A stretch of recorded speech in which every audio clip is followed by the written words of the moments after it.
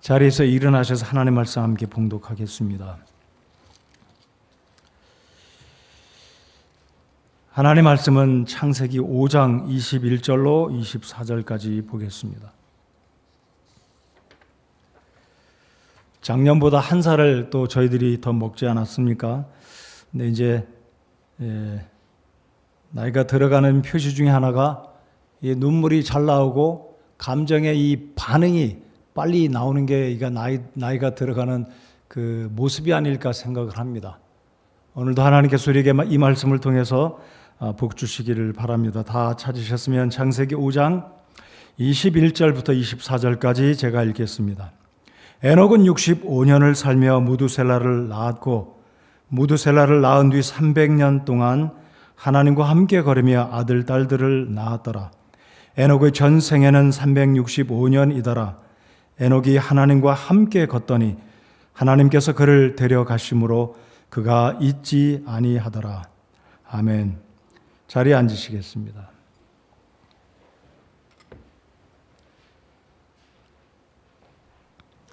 오늘 주보에 기록된 설교 제목은 사실은 설교의 본제는 아닙니다. 그냥 재미있게 여러분이 잘 기억하시라고 설교 제목을 깨지지 않을 약속, 그리고 설교의 본 제목은 하나님과 동행입니다. 여러분, 사람들이 매년 연초가 되면 올해는 이런 일을 한번 해야 되겠다. 자기 자신에게 그리고 가족들에게 회사 동료들과 친구들에게 자기의 포부, 자기의 마음속에 다짐을 이야기합니다. 그런데 작심삼일이란 말들이 우리 곁에서 나와 무관한 말이라면 얼마나 좋겠습니까? 연초에 그런 계획들을 하지 않습니까? 올해는 꼭 다이어트를 성공해보자. 올해는 꼭 담배를 끊고 말겠다. 올해는 영어를 좀 열심히 배워가지고 해외를 여행하면, 지금 코로나로 해외여행 쉽지는 않지만 해외여행을 하면 어디서든지 마음껏 내가 영어로 내 의사를 표현하고 어려움 겪지 않고 좀 부끄럽지 않게 해봐야 되겠다. 그런 결심들을 우리가 하지 않습니까? 우리 그리스도인들은 어떤 결심을 합니까? 연초가 되면 올해는 꼭 성경 1독을 끝마쳐야 되겠다. 그래서 쭉 창세기에서부터 쭉 읽다가 조금 지나면 읽는 속도가 무뎌지고 잊어먹고 뒤로 미루고 하다 보니까 모세오경을 끝마치지 못하고 1년을 마치다가 이제 뒤늦게 정신 차리고 11월쯤 돼서 정신 차려서 빨리 읽어도 결국은 1독을 못하고 한 해를 끝마칠 때가 있지 않습니까? 여러분, 지난해 성경 1독 하셨습니까? 하신 분만 한번 손 조금만 올려보실까요? 그래도 꽤 많이 있으네요. 올해도 1독을 꼭 하시기 바랍니다. 전도 대상자를 주님 앞에 인도해야 되겠다. 예배 늦지 않고 일찍 가서 예배를 사모하는 마음으로 이런 기타 등등의 우리 마음속에 개인적인, 가정적인, 교회적인 우리의 비전과 목표가 있습니다. 작심삼일, 이 4글자보다는 좀 더 좋은 8글자로 된 표현이 있지 않나 생각해 보는데 그 8글자가 무엇이냐면요, 팔자성어는 아닙니다. 이 8글자는 무엇이냐면 2월이 되면 깨질 약속. 8글자예요. 제가 해보니까 이 글자를 2월이 되면 깨질 약속. 근데 저는 이 작심삼일보다는 2월이 돼서 내가 연초에 1월 1일 처음 출발할 때 계획했고 마음을 먹었던 것이 한 달까지 지속되었다가 2월이 되면 깨지는 것이 훨씬 더 낫지 않을까. 네, 여러분, 사람이 한 달을 무슨 일인가 진행을 하면은요, 그것이 습관화되어서 지속할 수 있는 가속력이 붙게 되어 있습니다. 그래서 오늘 설교 제목은 깨지지 않을 약속. 한번 따라서 해 주시겠습니까? 깨지지 않을 약속. 여러분, 연초에 다 개인적으로, 가정적으로 하나님을 향해 내 일과 직장과 학업과 내 삶의 영역에 목표와 계획을 세운 것들이 있으실 겁니다. 올해는 내가 이 약속을 진짜로 깨트리지 않고 스스로 어떤 일이 있어도 한번 이루어 보자. 그래서 깨지지 않을 약속을 2월이 돼도 여전히 2월 1일을 맞아서도 진행이 될 수 있는 저와 여러분의 계획과 꿈이 되기를 정말 소원합니다. 오늘 설교의 제목이 뭐라고요? 하나님과의 동행입니다. 여러분, 하나님과 동행한다는 것은 정말로 무진장, 다른 말로 하면 무지 좋은 축복이다라고 저는 믿습니다. 이 하나님과 동행하는 삶은 정말 성도들만이 누릴 수 있는 정말 놀라운 특권이고 축복이다라고 생각합니다. 올 한 해도 정말 저와 여러분이 하나님과 동행하는 우리 성도들이 되기를 바라서 하나님이 여러분과 저를 보실 때 참 하나님이 흡족해 하시고 기뻐하시고 우리를 더 사랑하시는 그 축복의 자리에 가 있는 올 한 해가 되기를 바랍니다. 그래서 저는 이 깨지지 않을 약속, 하나님과 동행하는 원리 7가지를 말씀을 전하기 원하는데, 마음 같아서는 7가지 상세하게 제가 전하고 싶은 말들을 다 전하고 싶지만 시간 관계상 3가지만 좀 깊이 있게 중심적으로 3가지만 살펴보겠습니다. 자, 이제 본문을 다시 한번 창세기를 보시면 오늘 읽은 본문은 4구절 아주 짧습니다. 21절로 24절까지. 이 에녹이라는 인물을 우리가 잘 알고 있습니다. 교회를 어느 정도 다니신 분들은 에녹하면 하나님과 동행한 사람. 오늘 성경 본문에 보면 에녹이 하나님과 함께 걷더니 24절에 말하고 있습니다. 하나님과 함께 걸었다. 그의 생각과 그의 삶의 모든 영역이 하나님의 뜻에, 하나님의 코드에 맞춰서 살아갔다. 요즘 표현대로 하나님의 코드에 맞춰서 살아가는, 내가 원하는 대로 계획하고 내가 추구하고 지난주에 살펴본 것처럼 야망을 위해서 살아가는 게 아니라 하나님의 마음에 합해서, 하나님의 말씀에 합해서 살아가는 바로 이 에녹. 여기 에녹이 하나님과 함께 갔더니 영어로 보면 And Enoch walked with God 그랬습니다. 하나님과 함께 걸어갔다 그랬어요. 자, 걷는다는 이 말은 주보에도 제가 간략히 히브리어 단어를 적어 두었습니다만은요, 히브리어로 할라크라고 하는데요. 이 할라크라는 말은 구약에 무려 500번이 등장을 합니다. 그만큼 많이 등장했다는 의미는 중요한 의미이기 때문에, 자, 이 할라크, 하나님과 함께 걷는다 할 때 이 걷는다는 말은 쉽게 말씀드리면 오고 간다, 가기도 하고 오기도 한다, 그냥 행보를 말합니다. 그러니까 동행한다, 함께 같은 방향으로 나아간다, 그 뜻이죠. 그래서 이 에녹은 당시에 이 가인의 후손들이 땅 위에 번성하면서 아벨의 죽음 뒤에 하나님이 아담과 하와에게 셋째 아들 셋을 주시지 않았습니까?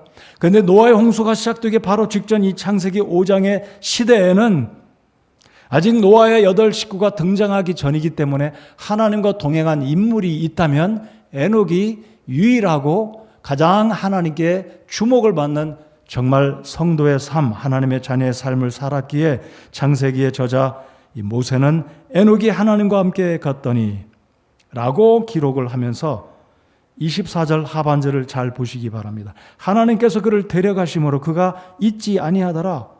죽었다는 말이 아니고요, 살아있는 채로 하나님 나라에 들어갔다는 표현입니다. 여러분, 역사 이래 정말로 죽음을 보지 않고 천국에 올라간 사람은 2분입니다. 엘리야와 에녹. 예수님도 죽었다 부활하시긴 했지만 바로 에녹이 성경에 가장 먼저 죽음을 보지 않고 천국에 올라간 매우 특별한, 그래서 이 에녹이 하나님과 동행할 수 있었던 원인이 무엇일까? 제가 에녹에 대해서 수차례 설교를 이미 한 적이 있습니다. 자, 에녹이 어떻게 죄가 관영했던 이 노아의 홍수가 시작되기 바로 직전이니까 하나님이 얼마나 진노하시고 참다 결국은 이 땅에 물로 온 세상을 심판하셨겠습니까? 근데 이 에녹은 하나님과 동행하다가 갑자기 이 땅에 존재하지 않고 하나님이 그를 take away, 휴거됐습니다.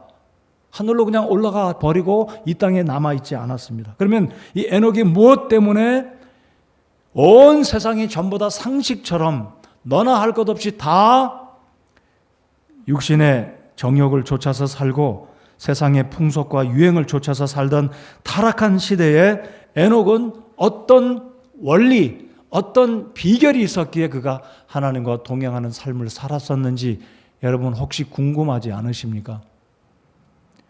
자, 이 에녹이 함께 주님과 걸었다는 이 의미를 좀 자세하게 제가 설명을 드려보면요. 이 에녹이 그의 아들을 낳고 이름을 무두셀라라고 지으면서 이 에녹은 하나님과 동행하기 시작하는, 즉 본격적인 성숙한 말 그대로 그리스도인다운 삶을 살기 시작했다라는 것입니다.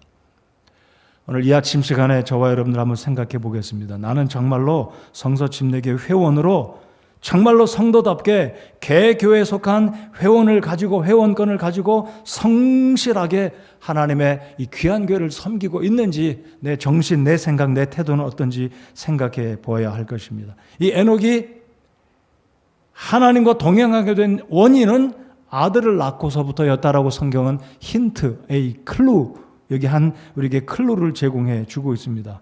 자, 다시 한번 보실까요? 21절 보십시오. 에녹은 65년을 살며 무두셀라를 낳았고, 무두셀라를 낳은 뒤 300년 동안 하나님과 함께 걸으며 아들, 딸들을 낳았더라. 에녹의 전생에는 365년이더라.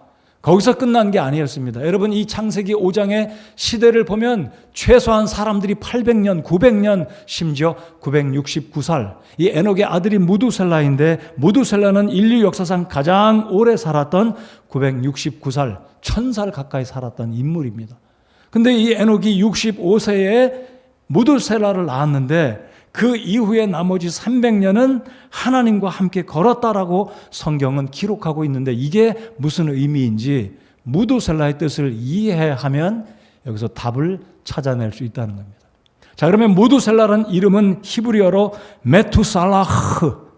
메투살라흐라는 이름인데요. 이 메투살라흐라는 이 말, 한국말로는 무두셀라라고 네 글자로 번역이 되어 있지만 이것은 두 단어의 합성어입니다. 첫째, 마트.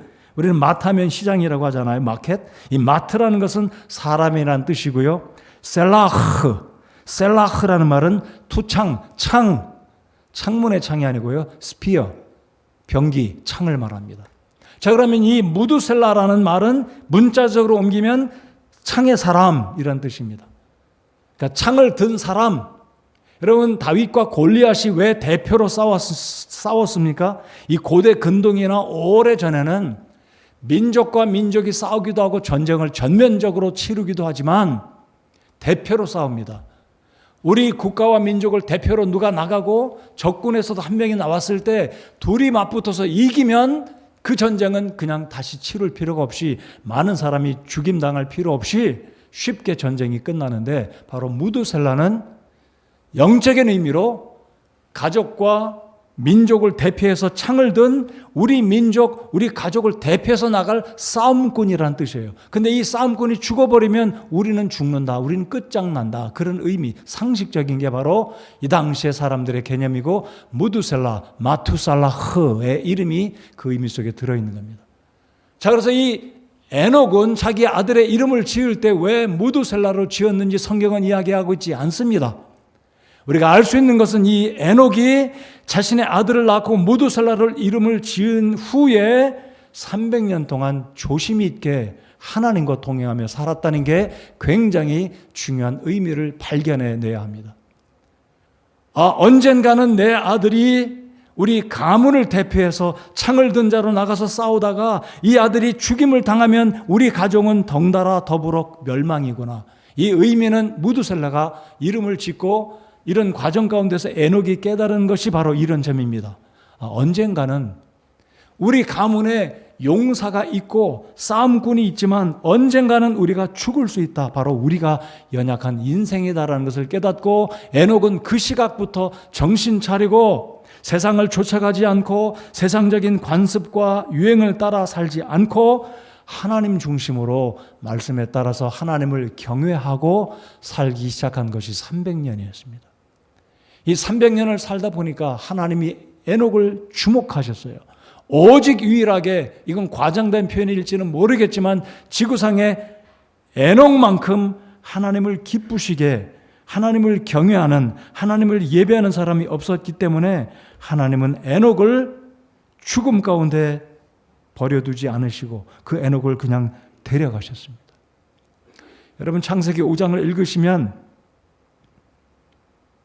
야, 어떻게 사람이 이렇게 오래 살 수 있지? 905년, 930년, 800년, 700년. 근데 이 장수하는 시대에 에녹은 고작 350년 그리고 끝이었습니다. 아마 저와 여러분 같으면 그래도 이 땅에서 900년, 800년 살아보고 싶은데 하나님 350년 살다가 데려가면 그게 무슨 재미있겠어요.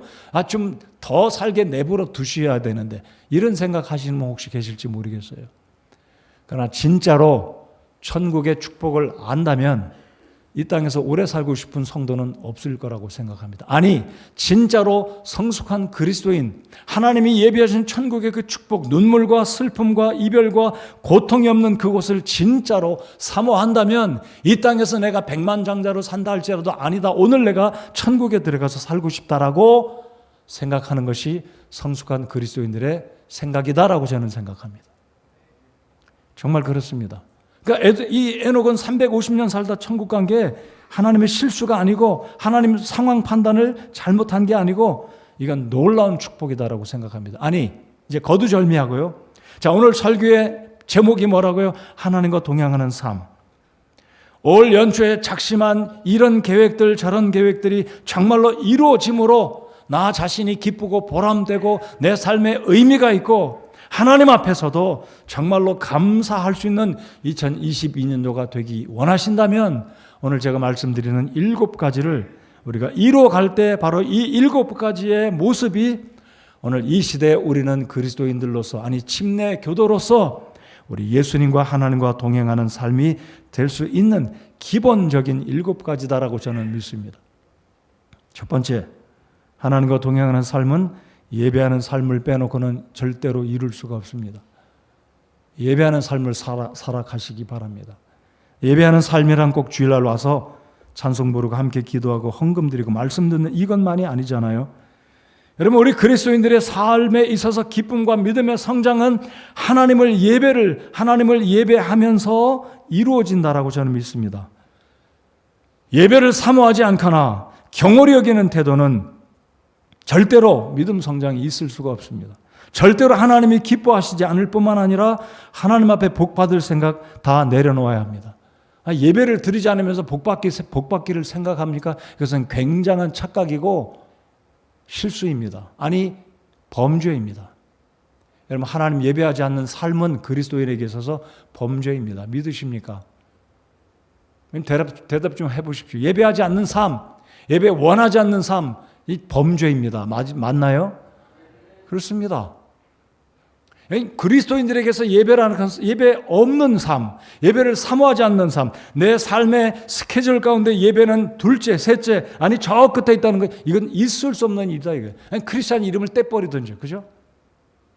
안 된다는 겁니다. 우리 신앙의 내용은 바뀌지 않습니다. 잘 들어보십시오. 우리 신앙의 내용, 우리가 믿는 교리 안 바뀌어집니다. 바뀌어져서는 안 됩니다. 그러나 우리 신앙의 태도는 자꾸 바뀌어야 됩니다. 굉장히 중요한 말이라고 생각합니다. 우리 신앙의 내용, 본질은 바뀌어서는 안 됩니다. 그러나 우리 신앙의 태도는 해를 맞이할수록, 나이를 들수록 바뀌어져야 합니다. 내 생각도 바뀌고 말투도 바뀌고 하나님을 향한 예배의 태도도, 성도들을 향한 태도도 바뀌어져야 한다. 그래서 하나님을 존중하는 사랑하는 성도는, 하나님을 존중하고 주님을 사랑하는 성도는 어떤 일과 우선순위보다 중요하게 예배를 생각하고 있어야 한다는 것입니다. 예배를 소홀히 여기면 다시 말씀드립니다. 믿음 성장 없어요. 안 이루어집니다. 세월이 가면 10년, 20년 내가 이 교회를 다니고 출석해서 사람들도 많이 알고 우리 교회 역사 다 알고 있지만 그것이 내 믿음 성장과는 무슨 연관이 있나요? 우리 교회 역사 다 아는 분들 믿음 성장 그게 도움이 되나요? 몇 날 몇 시에 무슨 사건이 있어 다 잘 알고 있는 분이 있는데 예배 소홀히 여기면 정말로 예배를 통하지 않고서 믿음 성장 이룰 수 없어요. 하나님을 향한 예배의 태도와 기대하는 마음은 매번마다 새로워져야 합니다. 가정에서 드려지는 가족 간의 예배거나 우리 주일날, 수요일날 우리 성도들이 함께 모여 공식적으로 예배를 드리는 이 예배는 우리 주님을 향한 경배와 우리의 태도, 기대하는 마음, 정성, 정말로 최선의 것으로 날마다 새로운 마음으로, 자세로 우리 하나님을 예배하는 우리가 되어야 할 것입니다. 저는 종종 이 예배 시간에 하나님께 대표 기도를 드리는 우리 성도님들의 그 기도의 음성, 그 열정을 보면 이분이 정말로 예배를 얼마나 사모하는지, 주님을 정말 얼마나 조심성 있게 섬기려고 하는지 모습을 오해하지 않고 들으시기 바랍니다. 저는 개인적으로 이렇게 느낄 수 있다고 생각합니다. 기도하는 그 어투, 기도하는 그 음성, 내용을 보면 이분이 정말 어떤 태도로 교회를 향해, 하나님을 향해 정성과 사랑을 가지고 기도하고 있는지 제가 느껴요. 아마 제가 때때로 기도할 때 우리 성도님들은 그런 느낌을 제가 드리지 못해서 송구하고 부끄럽기는 하지만, 그래서 우리의 태도가 주님을 향해서 어떤 모습으로 예배를 드리고 있는지, 어떤 마음으로 예배를 사모하고 이곳에 오는지, 우리 다시 한번 올 한 해 예배에 대해서 정말로 진중하게 정성과 뜻을 다해서 집에서부터 준비하고 기도하는 마음으로 나아올 때 우리의 믿음이 달라질 것이고, 하나님이 우리를 새롭게 보실 것이고, 이 에녹을 하나님이 너무나 기쁜 나머지, 에녹아 너 이 땅에 죄 많고 고통 많고 결국은 죽음뿐인데 내가 너를 일찍 데려와서 내가 너랑 이야기하고 싶고 내가 천국에서 내 손 붙들고, 우리 하나님께서 그래서 일찍 데려가셨다라고 저는 생각합니다. 아니, 제가 이런 표현을 하면 어떨지 모르겠어요. 우리 하나님이 찾으시는 분은요, 똑똑하고 잘생기고 돈 많은 사람 아닙니다. 저는 사람인지라 똑똑한 사람 좋아할 수도 있어요. 잘생긴 사람, 멋진 사람, 인품 좋은 사람 좋아할 수 있습니다. 아마 여러분도 그러리라고 생각합니다. 인품이 좀 좋지 않은 사람 누가 친구하고 싶겠습니까? 말도 거칠고 예의도 없는 사람 누가 친구하고 싶겠습니까? 하나님은요, 예배하는 사람을 기뻐하신다. 그런 측면에서는 저는 이렇게 표현을 해보았어요. 어떤 측면에서도 하나님도 사람을 가리신다. 굉장히 조심스러운 표현이기는 합니다. 왜냐하면 하나님은 모든 사람을 사랑하신다라고 전제하고 있지 않습니까? 하나님이 우리를 사랑해서 독생자 예수 그리스도를 보내주시고 누구든지 예수님을 믿는 자는 멸망치 않도록 하시는 것이 하나님의 사랑은 분명합니다. 그렇게 여러분 믿으시잖아요. 근데 하나님 사람 가려요. 누구를 가리냐면 하나님은 예배하는 자를 찾으시기 때문입니다. 여러분, 이 말은요, 예배하는 자를 하나님 기뻐하신다는 말입니다. 하나님도 예배하는 자를 기뻐하신다면 하나님도 사람을 가리신다는 의미입니다. 누가 내가 구원을 베풀고 사랑하고 용서하고 기도 응답을 주고 위험과 사고로부터 내가 저 사람을 건져주었는데 배은망덕하지 않고 하나님께 감사하고 시간을 정하고 시간을 떼서 하나님께 나와 예배할 줄 아는 그 사람을 하나님이 기뻐하시지 않으시겠냐는 거죠.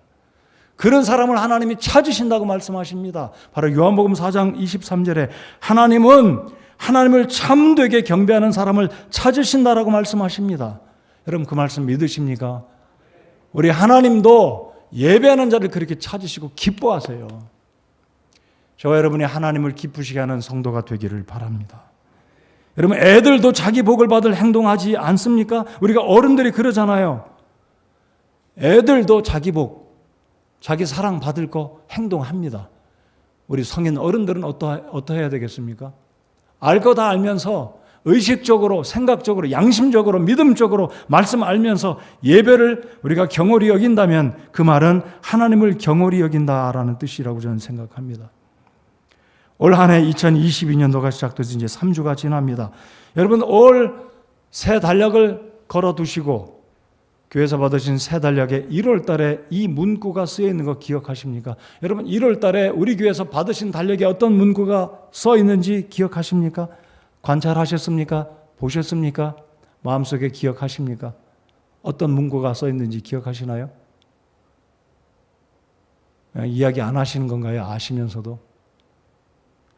다시 예배의 자리에서, 제가 이 달력을 선택할 때 매년 10월 말이면 달력회사가 달력을 보내오는데 제가 달력을 늘 고를 때도 잘 고릅니다. 아무거나 고르지 않아요. 근데 제 마음속에 들었던 이 문구들이 참 좋았습니다. 1년 12달 제가 드리는 말씀을 기억하시고 한 달 한 달 달력을 찢어서 넘길 때마다 거기에 있는 문구를 기억하시면서 그대로 살기를 그 달마다 힘써 주신다면 참 복되실 겁니다. 자, 1월 달의 문구가 무엇이냐면요. 다시 예배의 자리에서입니다. 따라서 해 주시기 바랍니다. 다시 예배의 자리에서. 여러분, 코로나로 인해서 우리가 비대면 예배라는, 제가 강조하고 싶어요, 성경에도 없는, 성경적이지도 않는, 그리고 우리 교회, 온 세계 교회 역사상 2000년 교회 역사상, 우리 교회 67년 역사상 사용해 본 적도 없는, 그리고 또 한 걸음 더 나가 좋지도 않은 문구가 우리의 생각 속에, 우리의 마음 속에, 우리도 모르는 사이에 우리 마음 속에, 머릿속에 새긴되어 있지 않습니까? 비대면 예배. 아니, 성경 어디에 비대면 예배라고 하나님 인정해 주시는 게 있냐 이거죠. 예배하면 성도들이 함께 모여서 찬송도 부르고 함께 헌금도 드리고, 이것이 우리 그리스도인들이 함께 힘써야 할 우리 성도의 본분, 사모해야 될, 존중을 받으셔야 마땅하신 우리 하나님께 예배를 드리는 것이 다시 예배의 자리에 나오시는 우리 성도 여러분들 되시기 바랍니다. 제가 이름을 부르면 쑥스러우실 것 같아서 제가 이번 주에 오랜만에 오신 분이 계십니다 라고만 표현하는 거예요. 그 의미가 무엇인지 좀 깨달으셨으리라 생각합니다. 그동안 비대면 예배로 회사에서 요구가 있어서 못 오시는 분은 제가 이해를 하지만, 그래도 용기를 내서 이렇게 나오셔서 예배를 드리시는 분 반갑습니다. 잘하셨습니다. 그렇게 나오셔야죠. 하나님께 맡겨드리고 다시 예배의 자리에서 올 한 해를 시작하실 때 하나님께서 여러분 모두를 기억하시고 하나님이 복 주시리라고 믿습니다. 자, 이제 두 번째, 하나님과 동행하기 위해서는 말씀 중심의 삶을 철저하게 살아야 하겠습니다. 자, 예배도 중요하듯이 하나님 말씀을 떠나는 그리스도인들 있을 수가 없어요. 여러분, 정말 그리스도인이라면 성경 일독, 제가 지난 송년 예배 때 어떤 형제가 간증을 했잖아요. 믿음의 가정에서 태어난 형제가 처음 성경 일독을 했다고 그러길래 저는 좀 약간 의아해했다고 할까요? 올 한 해 여러분 성경 일독 꼭 하시기 바랍니다. 매년마다 적어도 일독입니다. 성경 일기표 가지고 가셔서 체크하세요. 그거 안 하시면 그냥 잊어먹을 수도 있고 동기부여가 약해져요. 그거 보면서 빈칸이 많으니까 다시 시간 내서 바쁘게 생활하지만 성경 읽는, 그래서 말씀 일독, 말씀 중심의 삶을, 여러분 말씀은 우리를 인도하는 시편 119편 5절에 105절에 보면 주의 말씀은 내 발의 등이요 내 길의 빛이니이다. 여러분이 어려운 이 세상에 정말로 하나님 말씀이 우리를 이끌어가는 빛과 등이 되는 그 복을 누리시는 여러분들 되시기 바랍니다. 여러분, 하나님 말씀은 우리 믿음의 교과서가 되어야 합니다. 하나님 말씀은 우리를 어떤 목적지까지 인도해가는, 정확하게 틀림없이 목적지로 인도해가는 차량의 내비게이션과 같습니다. 아니, 그 이상의 것이다라고 저는 믿습니다. 베드로전서 2장 2절에 새로 태어난 아기들로서 말씀의 순수한 젖을 사모하라. 이것은 너희가 그 젖으로 말미암아 성장하게 하려 함이라 그랬습니다. 여러분, 디모데후서 3장 16절 17절을 다 같이 읽겠습니다. 우리 성서 침례교회 성도 여러분들은 성경을 확신하시기 바랍니다. 어떻게 확신하냐고요? 이 말씀을 읽으면서 확신하실 수 있게 되기 바랍니다. 읽겠습니다. 시작. 모든 성경 기록은 하나님의 영감으로 주신 것으로 교리와 책망과 바로잡음과 의로 교육하기에 유익하니 이것은 하나님의 사람이 완전하게 되어 모든 선한 일에 철저히 갖추어지게 하려 함이라. 이 말씀 믿으십니까? 이게 성경 말씀입니다. 이 구절 한 글자 한 글자, 한 단어 한 단어 100% 확신하시기 바랍니다. 그러면 그 말씀의 복이 여러분의 것이 될 것입니다. 여러분의 인생에 이루어질 것입니다. 아니, 성경을 읽어도 이게 될까 말까, 이게 진짜 그럴까 의심하고, 아니 요즘 과학시대 때 어떻게 물이 포도주로 변해, 어떻게 예수님이 바다 위를 걸어, 어떻게 예수님이 오병이어로 5,000명 이상, 10,000명 이상을 먹일 수 있어? 이런 게 아니라 여기 말씀 한 구절 한 구절, 단어 하나를 100% 확신하면서 모든 성경 기록은 하나님의 영감으로 주신 것으로 교리와 책망과 바로잡음과 나를 바로 잡아주실 뿐만 아니라 의로 교육하게 유익하니 이것은 하나님의 사람이 완전하게 되어 모든 선한 일에 철저히 갖추어지게 하려 함이라. 내가 높은 사람을 만나건 직장 상사를 만나건 어떤 딜러를 만나서 해결해야 될 문제를 만나건 고민하는 문제를 가지고 머리를 싸매고 고민하든 간에 이 성경 속에 모든 것이 다 구비가 되었음을 믿으시기 바랍니다. 캐내십시오. 캐내셔서 믿고 순종하면 복이 임할 것입니다. 이게 하나님의 축복을 받는 비결이자 하나님과 동행하는 원리입니다.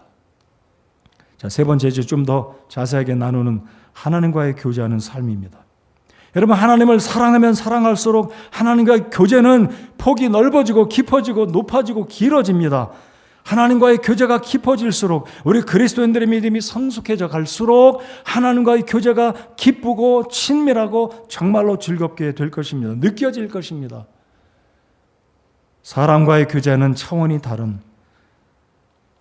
정말로 내가 살아있는 기쁨을 누리는 정말로 유일한 이 기쁨은 하나님과의 교제라는 것을 인식하며 하나님과의 교제를 귀중하게 여길 것입니다.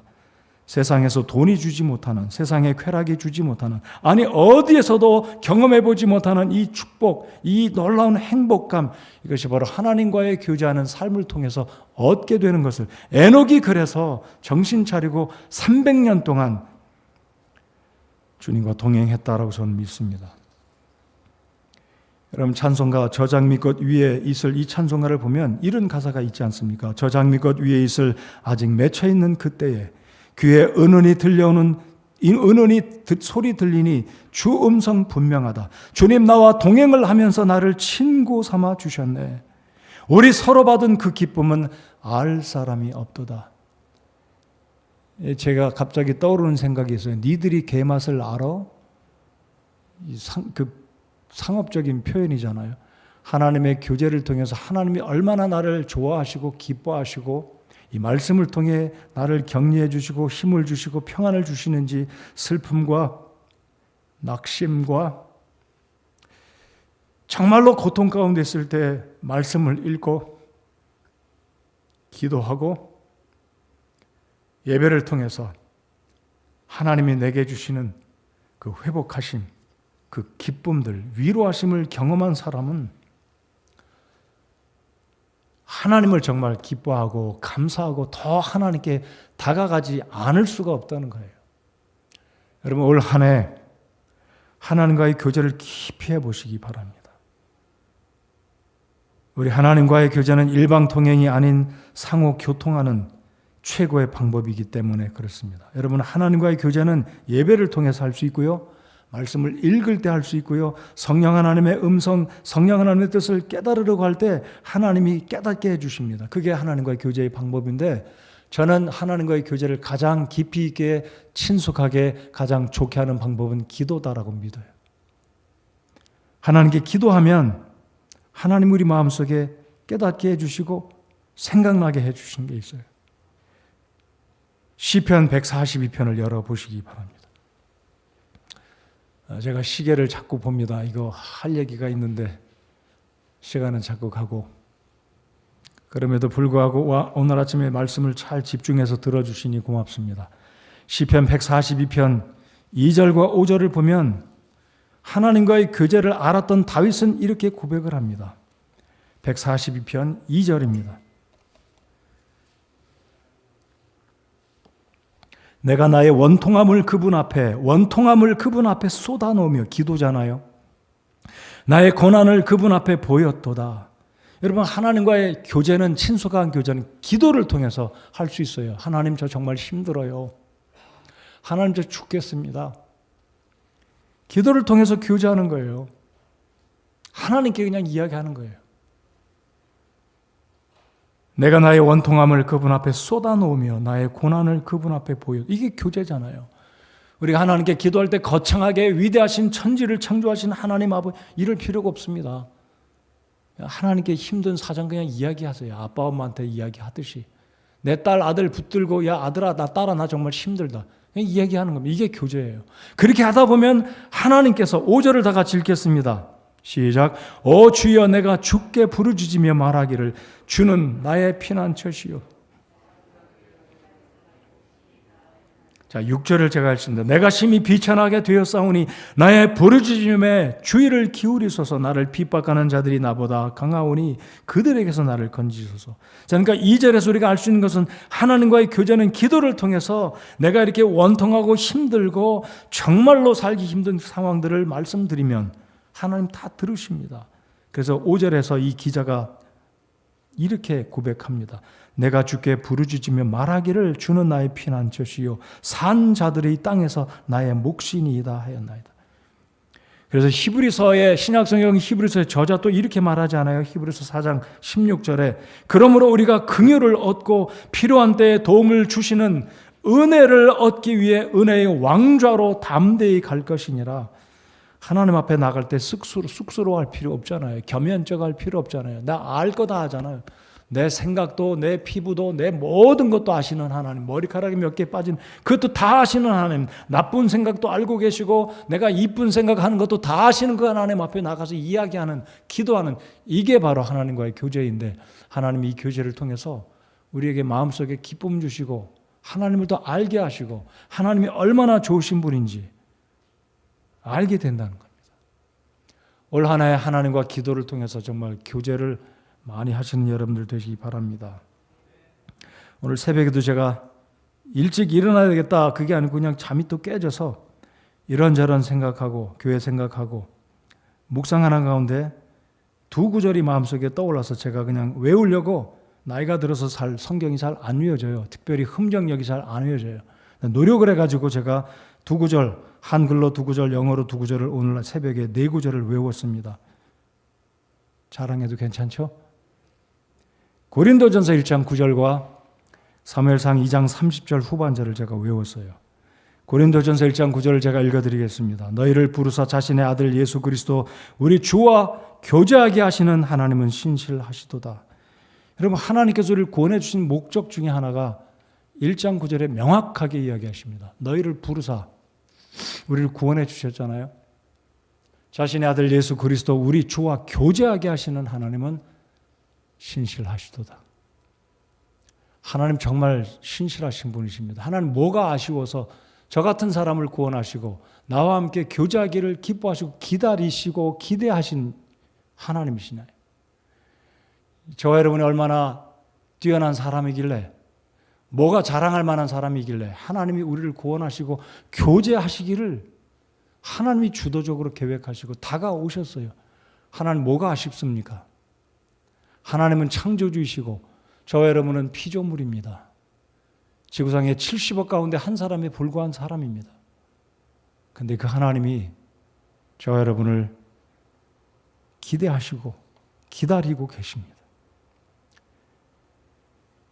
저는 이 문장을 이렇게 만들어 봤습니다. 창조주 하나님과 피조물인 사람이 교제할 수 있음은 사람이 누릴 수 있는 최대의 특권이며 기쁨입니다. 이것이 바로 예배이고 이것이 바로 하나님께 나아가 드리는 기도다라고 생각합니다. 이 무한한 감당할 수 없는 특권과 축복이 무성의한 태도로 혹시 예배하고 있다면, 예배를 보려고 온다든지 와가지고 하나님께 집중하지 않고 딴 데 마음 판다든지 다른 생각한다든지, 이건 주님을 존중하는 태도가 아니라고 생각합니다. 하나님을 예배하는 태도가 아니라고 생각합니다.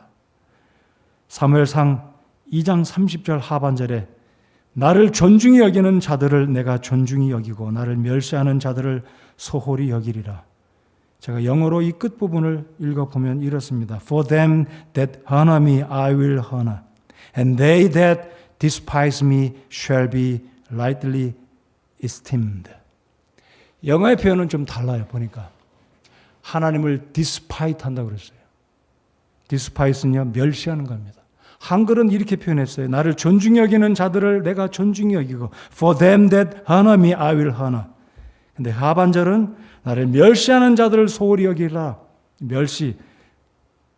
똑같네요. 저는 소홀히 두 번 나온 줄 알았는데 한글도 똑같네요. 여러분, 우리 하나님을 멸시하는 상상할 수 있겠습니까? 우리 주님을 예배할 때, 하나님과 교제할 때 나는 하나님을 정말로 존중히 여겨드리고 있는가? 제가 아침에 기도하면서 하나님 저 잘했죠? 하나님 제가 존중합니다. 제가 하나님을 더 사랑하겠습니다라는 이런 고백을 할 때 참 부끄럽고 제가 참 못된 사람이잖아요. 부족하고 게으르고. 근데 하나님과 제가 교제를 올 한 해 정말로 잘 해봐야 되겠다는 다짐을 제가 오늘 새벽에 다시 했어요. 제가 목사이기 전에 구원받은 하나님의 성도로 하나님과 교제를 정말 잘 해봐야 되겠다. 잠언 8장 17절에 이렇게 또 주님 말씀하십니다. 나를 사랑하는 자들을 내가 사랑하나니 일찍 나를 찾는 자들이 나를 만나리라. 여러분, 올 한 해 하나님께서 여러분을 존중히 여겨주시는 축복이 있기를 바랍니다. 여러분 직장과 일터에서 사람들이 여러분들을 존중히 여기는 축복이 있기를 참 바랍니다. 저 자신도 사람들 앞에서, 성도들 앞에서 존중히 여김을 받는 목사가 되고 싶습니다. 저희 자녀들에게, 제 아내에게 존중히 여기는 여김을 받는 사람이 되고 싶습니다. 그러면 어떻게 해야 된다고 주님 말씀하십니까? 에녹처럼 하나님과 동행해야 됩니다. 하나님과 동행하는 것은 하나님과 교제하는 겁니다. 올 한 해 여러분의 목표가 많으시겠지만 하나님과 깊은 교제를 나누시는, 그래서 그 교제를 통해 여러분이 정말 위로를 받고 기쁨을 누리고 평안을 누리고 어떤 때보다 내가 누려보지 못한 하나님을 내가 정말로 경험하고 하나님은 정말 제대로 제가 알고 있다, 알아가고 있다라는 이 놀라운 간증들이, 이 뿌듯한 마음, 하나님 저 잘하고 있죠? 하나님께 이렇게 말씀을 드려보시는 올해가 되시기를 바랍니다. 하나님과 교제하세요. 하나님과 교제하는 데 관심을 두시기 바랍니다. 성령 충만한 삶, 당연한 거죠. 성령 충만이라는 의미는 용량이 머리에 가득 찼다, 배터리가 충전 100% 됐다, 그런 충만의 의미가 아닙니다. 성령 충만의 의미는 내 뜻과 내 생각과 내가 원하는 것 다 내려놓고 하나님 말씀이 내게 떨어졌을 때 이것이 성령께서 내게 주시는 명령이다라고 생각하고 내 의지와 내 뜻과 계획을 다 포기하고 하나님 전적으로 내가 주님의 뜻에 순종합니다. 이런 상태에 도달하는 그 순간이 in that moment, in that very moment, 죄송합니다, 영어로 표현해서 바로 그 순간이 성령 충만한 상태입니다. 내 모든 뜻과 계획과 내가 원하는 거 포기하고 내 뜻과 하나님의 뜻이 충돌됐을 때는 하나님의 뜻을 받아들이는 그 순간이 성령 충만한 삶입니다. 올 한 해 하나님과 동행하기 원하신다면 성령 충만한 삶을 살아가시는 여러분과 제가 되어야 할 것입니다. 다섯 번째로, 하나님과 동행하는 삶은 드림의 삶을 통해 이루어집니다. 하나님은 우리의 몸을 드리라고 말씀하십니다. 로마서 12장 1절에 그러므로 형제들아 내가 하나님의 긍휼을 힘입어 너희에게 간청하노니 너희는 너희 몸을 거룩하고 하나님께서 받으실 만한 살아있는 희생물로 드리라. 그것이 너희의 합당한 섬김이니라. 몸을 드리는 사람은 자신의 나머지 것 드릴 수 있어요. 시간도, 재능도, 마음도, 물질도. 몸을 드린다면 나머지는 해결이 됩니다. 어제 토요일 날 조경선 집사님이 오셔서 여러분 예배 마치면 카페에 가보시기 바랍니다. 거기 지금 난로에 불이 붙어 있기를 바라는데요. 그 난로가 매우 독특한 난로입니다. 무연 난로예요. 불이 위로 안 올라 연기가 없는 난로입니다. 가서 보십시오. 우리 집사님이 수고하셔서 멋진 난로를 만들어 주셨어요. 우리 부모님들은 아이들 손 대지 않도록 거기에 하얀 통이 있는데 금속판에 손 절대 대지 마십시오. 손 댑니다. 그래서 조심하시고 아이들 조심시켜 주시기 바라고요. 우리가 주님의 교회를 사랑하고 하나님을 사랑하면 몸을 드려요. 수고를 마다하지 않습니다. 그래서 올 한 해 몸을 들여서 우리 교회에 속한 모든 성도님들을 올 한 해 어떤 분야든지 몸이 됐든 시간이 됐든 재능이 됐든 물질이 됐든 어떤 분야든 적어도 한 가지 분야 이상에서 주님을 몸으로 섬기시기 바랍니다. 약속해 주시기 바랍니다. 편지 쓰는 것도 몸으로 드리는 거예요. 수고해야 되잖아요. 편지 꼭 써주시기 바라고요. 주식하는 사람이 날마다 주식 시세 살펴보잖아요. 한 가지 흥미 있는 일에 관심 있는 사람은 언제나 그것에 골몰합니다. 주님을 사랑하는 사람은 내가 어떻게 해서 주님을 사랑하고 어떻게 하면 주님을 사랑한다고 고백하고 그것을 행위로 나타내 보일까 신경 쓰다 보면 몸으로 들여지게 됩니다. 마음이 가게 됩니다. 시간이 들여집니다. 재능을 활용하기 기뻐합니다. 올해 그렇게 해 주시기 바랍니다. 자, 6번째로 제가 첫 번째 강조한 것은 첫 번째 뭐였습니까?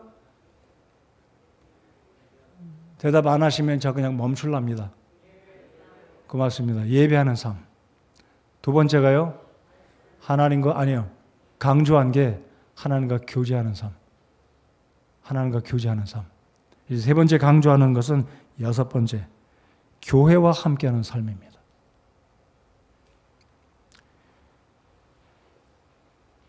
잠언 18장 1절에 보면 이런 말씀이 있습니다. 어떤 사람은 소원으로 말미암아 자신을 분리하고 모든 지혜를 구하며 그것과 상관하느니라. 어리석은 사람은 그룹에서 떨어져 나간다. 잠언의 개역성경이 그렇게 표현한 구절이에요. 28장 1절이. 어리석은 사람은 무리로부터 떨어져 나간다. 이 흠정역에 어떤 사람은 소원으로 말미암아 자신을 분리하고 어리석은 사람이죠. 모든 지혜를 구하며 그것과 상관한다. 자신을 분리하는 것은 긍정적인 측면에서 자신의 이기적인 생각을 버리고 포기하고 세상으로부터 더 분리해서 하나님께 속하는 긍정적인 측면으로 이 말씀을 볼 수 있겠습니다. 누가복음 11장 23절에 나와 함께하지 아니하는 자는 나를 반대하는 자요 나와 함께 모으지 아니하는 자는 해치는 자니라 그랬습니다. 여러분 구원받으셨다면 예수님의 몸된 지체라고 믿으십니까? 제가 광고를 통해서 강조를 했습니다. 여러분 이 교회를 다니고 사랑하신다면 이 교회 회원으로 섬기시기 바랍니다.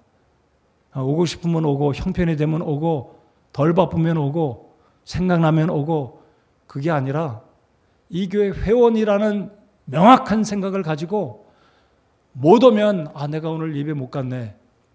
하나님께 좀 죄송한 마음을 품으시고 내가 이 교회 회원이다. 그런 마음으로 섬겨주시기 바랍니다. 생각이 바뀌어지시기 바랍니다. 굉장히 차이가 있어요. 수많은 교회가 있는데 내가 오고 가는 교회가 한 번도 내가 이 교회 회원이라는 생각을 안 하고 그냥 온다면 여러분에게 마이너스입니다. 전 여러분의 유익을 위해서 말씀드려요.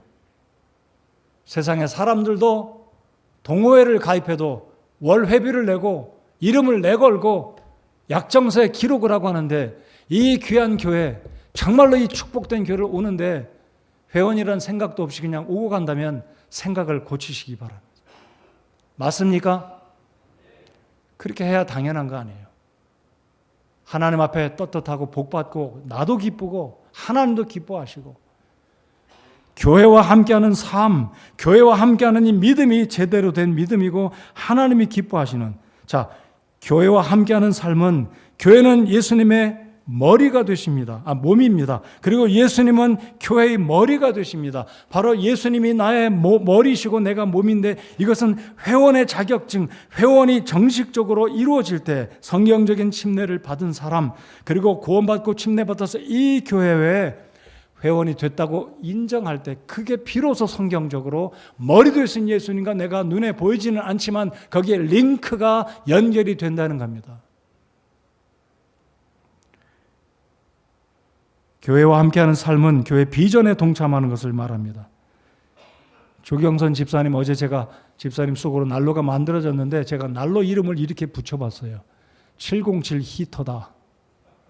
따라서 해주시기 바랍니다. 707 히터. 굉장히 의미가 있는 거예요. 제가 스토브라고 이름을 안 지었어요. 난로잖아요, 스토브. 근데 이 스토브라는 영어 단어보다 히터가 더 좋겠다. 히터는요, 에너지를 통해서 사람들을 따뜻하게 하는 게 HEAT. 제가 네이버 영어 단어, 우리 히트라는 말 몰라요? 열이다, 열, 히트. 근데 이 R이 붙으면 난로가 되고 우리가 사람을 데펴주는 사람, 좋은 말이잖아요. 스토브는 표현할 길이 없어요. 707 히터가 돼서 이 707 비전을 서로 뜨겁게 하는 거 멋지잖아요. 맞습니까? 우리 707 히터가 만들어졌어요. 우리 모두가 다 교회와 함께하는 707 비전을 서로 상기시켜주고 이야기하고 우리는 707 히터가 돼야 합니다. 707 히터 멋지잖아요. 아마 우리 청년들이 좋아할 것 같아요. 거기 불이 보이거든요. 거기 앉아서 오순도순 교제도 하고 고구마도 구워 먹고 계란도 삶아 먹고 할 수 있어요. 여러분 707 비전을 함께 한다는 의미는 내가 속한 이 교회에 함께하라는 의미예요. 707 비전을 위해서 기도 그룹이 시작될 겁니다. 제가 707 비전을 말씀드렸지만 이거 어떻게 구체적으로 이뤄가야 할지 여러분들의 도움이 필요하고 여러분들이 함께 해야 됩니다. 수수방관하지 말고 목사님이 이루겠지, 목사님이 제안했으니까 대책을 세우겠지, 이게 아닙니다. TF팀 필요합니다. 집사님들 도움이 필요하고요. 말씀 사역은 저와 우리 사역자들이 감당하겠지만 나머지 5가지는 우리 성도님들, 집사님들이 함께 마음에 품고 기도하고 동참해 주셔야 합니다. 7가지 제가 다시 말씀드려 봅니다. 크리스천 스쿨 사역, 생육 번성 사역, 실버 사역, 국내와 해외 교회 개척 3개, 사역 시설을, 이 사역 기반을 효과적으로 감당하기 위해서 시설을 구축해야 되겠다. 예배당이라든지 교육관이라든지 선교관이라든지 체육시설이라든지 식당이라든지 다양한 이런 스트럭처, 이 패실리티가 우리에게 필요하다는 겁니다. 현실적으로 필요합니다. 하나님은 그런 여건을 이미 이곳에 하나님이 마련해 주셨습니다. 70명의 소울 위너들, 120명의 제자 양성 사역, 이 일을 정말로 이루려면 기도해야 됩니다. 재능이 있으신 분들 참여해 주십시오.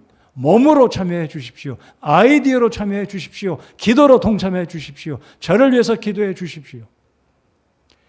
그리고 제가 부탁을 드리면 저에게 얘기해 주세요. 목사님, 제가 이 부분은 제가 부족하지만, 제 힘이 미약하지만 저도 힘써서 우리 교회 707 비전을 데우는 707 히터가 되겠습니다. 동참해 주시기 바랍니다. 기도해 주시기 바랍니다. 교회와 함께하지 않는 사람 우리 교회 한 분도 없기를 바랍니다.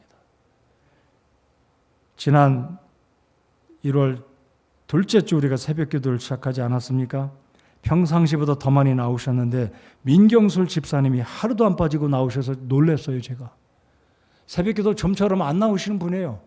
한 번도 안 빠지고 나오셨어요.